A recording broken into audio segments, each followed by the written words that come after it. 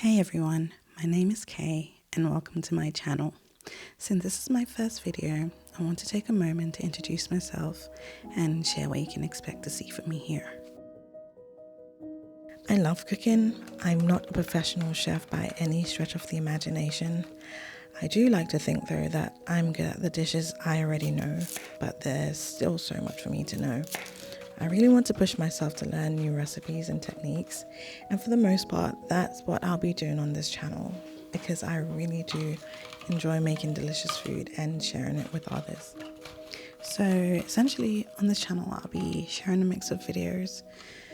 Some will be recipes I already know and love, while others will be me learning something new, whether it's a dish, a technique, or just experimenting in the kitchen. And if things go wrong, I'm literally still going to be sharing those moments.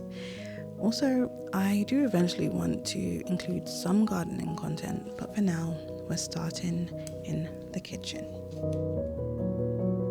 I filmed this video back in January when we had the slightest dusting of snow, but as I'm recording this voiceover, it's actually now March. Technically still winter, but spring is literally around the corner. There's so many signs of it and I'm excited for that. However, I wanted to get this video out real quick before the seasons actually changed.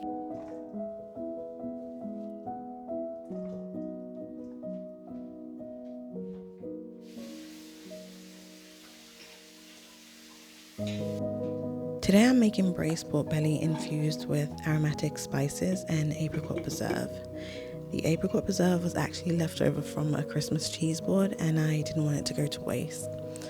I actually had some pork belly already sitting in my freezer, and since pork and apricot pair beautifully together, I figured this would be the perfect way to use them up.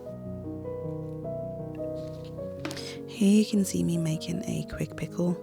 This was a last minute addition to the meal simply because pork belly can be quite rich and I figured having something bright and tangy would really help balance it out.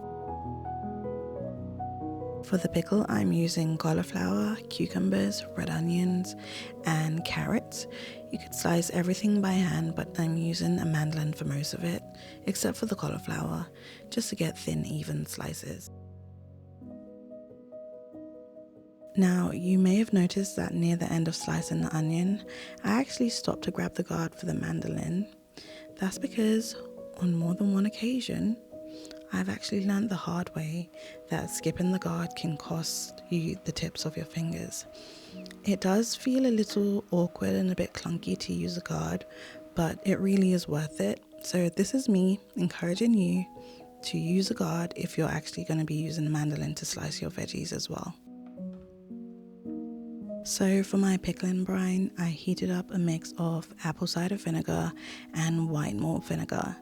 Then I added in my pickling spices, which I'll have a list of that in a recipe below. I allowed this to simmer for a couple of minutes before I poured it over the veggies in the jar. As you can see, I had to use a chopstick to help to distribute the spices evenly before sealing it up and setting it aside. Once this cools, I just popped it in the fridge until we needed it. So now we're going to move on to prepping and braising the pork belly.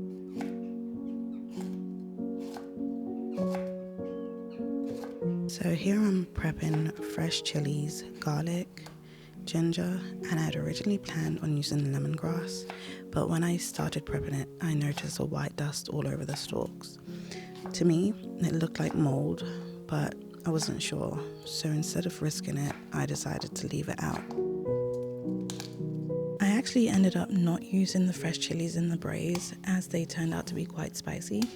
While I like spicy food, not everyone in my home does, so instead I just left them to be used as garnish for those who wanted it. As far as prepping goes for these aromatics, all I did was just slice the chilies, roughly chop the garlic, and slice a good chunk of ginger. Nothing too precise, just enough to release the flavors while the pork belly braised.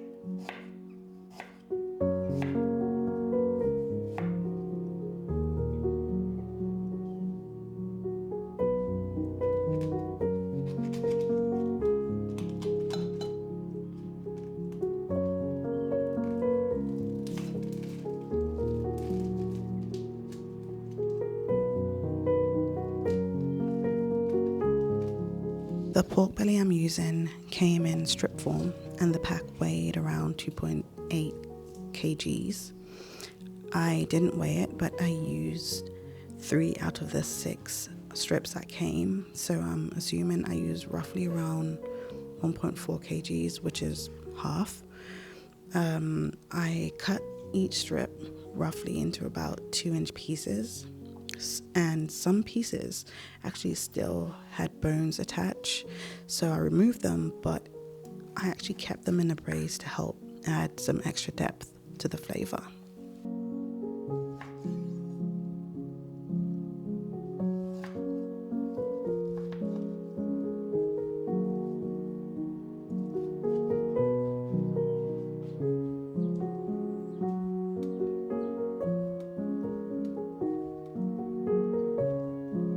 Next, I transferred the pork into a cast iron pan and I poured over enough hot water from my kettle to cover the pieces, and I allowed it to blanch for about 5 minutes.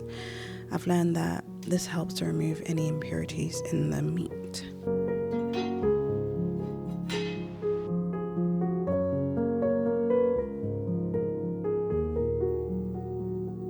Once the meat was done blanching, I drained it in a colander and rinsed it under running water just to wash away any remaining residues. I also poured away the blanching water and gave the pan a good clean before continuing on.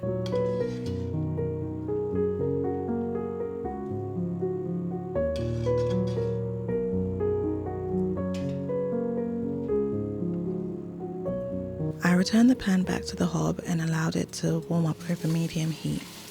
I then added the pork belly back to the pan without any oil. Since pork belly has a high fat content, it actually will render plenty of oil on its own. At this point, I started learning the flavors, beginning with the sesame oil, star anise, pimento berries, and the sliced ginger. If the lemongrass I had been good, this is where I would have added it in as well. I gave everything a good stir just to make sure the aromatics were evenly distributed and had direct contact with the heat. After a couple of minutes, I followed up with the bay leaves and the lime leaves. These really add a lovely fresh citrusy note to the final dish. I threw in the coconut sugar and the fennel seeds, black peppercorns, and the chili flakes. Now I use chili flakes instead of the fresh chilies just for a subtle kick. It was nothing overpowering. It was nice and balanced. I also added in the powdered ginger, garlic granules, onion powder, and salt. And finally, I also threw in the chopped garlic. I give everything another good stir, just allowing the spices and aromatics to infuse before adding in the liquid. Here I'm throwing in a chicken stock cube because I didn't actually have any homemade chicken broth, but one of the benefits of actually using the stock cube is that it has more umami flavor. Next is just adding in the apple cider vinegar and soy sauce along with the apricot preserve. Not only does the apricot preserve bring a delicious fruity flavor that works wonderfully in this recipe, it also adds a sweetness and a beautiful glossy finish to the final dish. As you can see, I topped it off with enough boiling water to fully cover the pork pieces, then gave it one final stir before covering the pan.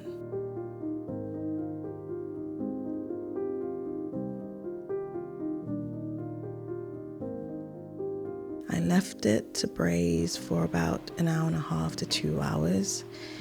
And of course, I made sure to go back to stir occasionally just to prevent any sticking. So about 10 minutes before my pork is done cooking, I make my rice. My preferred method for making rice these days is the pressure cooker setting on my Ninja Foodie. It comes out perfect every time. It's simple and it's easy. It works just like a rice cooker.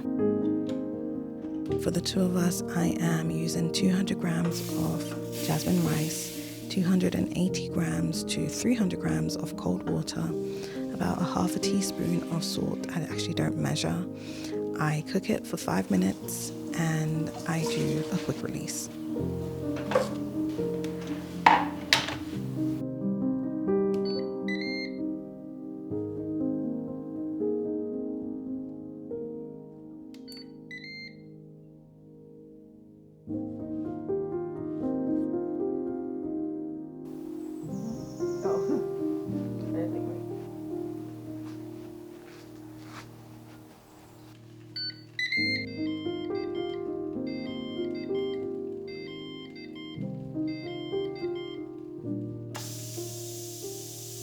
the 2-hour mark, I check in on my pork and it's ready. The meat is tender, the sauce has reduced just by a little bit, it's thickened a little bit too, and it's nice and glossy. So here I just sprinkle in some chopped spring onions, I give it a quick stir and I cut the heat. So we're plating, and I know this is something I really need to work on. Styling food really feels awkward for me. It's something I know I need to improve, but for now, this is the best I could do without redoing this plate over and over again. I start by adding my rice to my bowl, then I top it with a few pieces of the braised pork belly and some of the quick pickle we made earlier. I'm also garnishing with sliced fresh chilies and some sliced spring onions, and finish off with a generous spoonful of the sauce.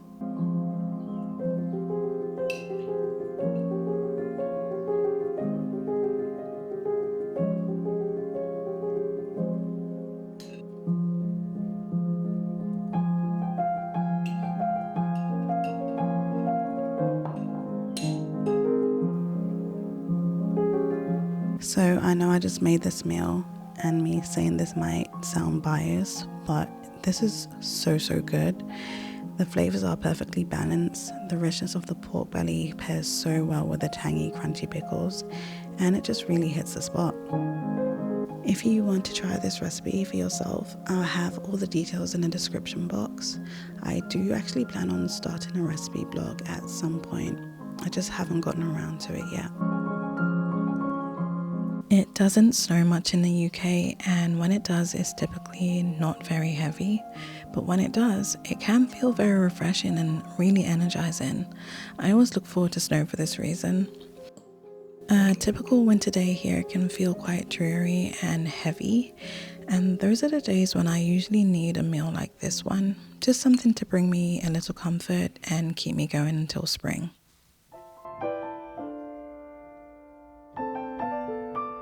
Let me know in the comments how you feel about winters. Do you love it, or are you more like me?